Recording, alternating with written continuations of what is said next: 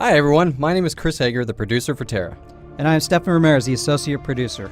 Welcome to a recap of our 2011 E3 demo that we presented to media behind closed doors. Tera is the first true action MMO, providing all the depth of an MMO with the gratification of an action game. What this means is players need to actively aim and dodge in order to deal with the many enemies they face. We gave the press a hands-on look at the combat and fought one of the fiercest big-ass monsters, or BAMs, to date, but we also talked about a never-before-seen, groundbreaking feature of Tera, the political system. Tera's political system brings a whole new depth to player engagement. Player engagement is more than guilds, chatting, group play, and other social features that MMOs have. When we say the political system brings a whole new depth to player engagement, we're talking about players influencing the world around them. That's right, that means getting votes, buying votes, smearing your opponents, taking out your competition, raising taxes, making tons of cash money, controlling your province, putting players in prison, running your own events, managing your own towns, and just doing whatever you want. We'll cover the political system in two sections and tell you about a player's rise to power and a player's reign of power. There are two ways to gain political office, and we covered this through the story of Landon, a player that uses charisma, charm, and popularity to gain office. And Xavier, the cooler of the two, who uses battlegrounds to become the best and take a province by brute force. Let's start with Landon, who is a guild leader that was destined to become a Vanarch and rise to power through the popular vote. He used his guild, his committee, to run his election campaign and get the word out to others in many different ways. Come election time, the people know his name, what he stands for, and they vote for him. Landon wins the election in a landslide. Landon immediately gives back to the people that put him there. He lowers taxes in the province, opens up specialty shops, enables skill trainers, and even throws the bad apples in jail. His province is thriving and doing well, and players are coming from all around to see it for themselves. So that's Landon. Now let's talk about the badass, Xavier. Xavier prefers brutality, so he figures that his best shot at becoming a Vanarch is dominating in battlegrounds and PvP.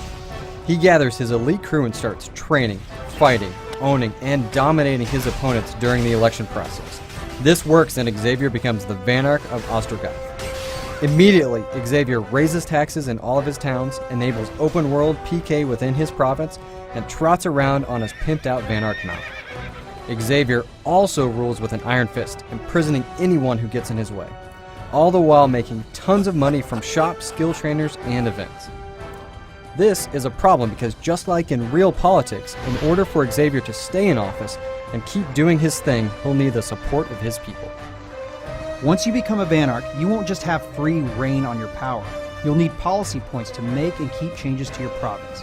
You can earn policy points either by receiving recommendations from your supporters or by completing very difficult Vanarch quests, which brings us to the adventure. Xavier is having a bit of trouble garnering recommendations for the people in his province. So, in order for him to maintain his privileges, he's decided to undergo a Vanarch quest to get policy points. But this is no ordinary quest. Xavier will need to face Sabernac, a mighty dragon that's been terrorizing the provinces. Xavier recruits Landon as a healer because, well, he knows Landon is pretty good and it's a win-win. They'll both get a ton of policy points. Luckily for Xavier, Tera is all action and no faction, and players decide who the heroes and villains are. For today's adventure, Landon and Xavier have recruited 3 members from their guild to join them. Now we're going to show you highlights from the fight.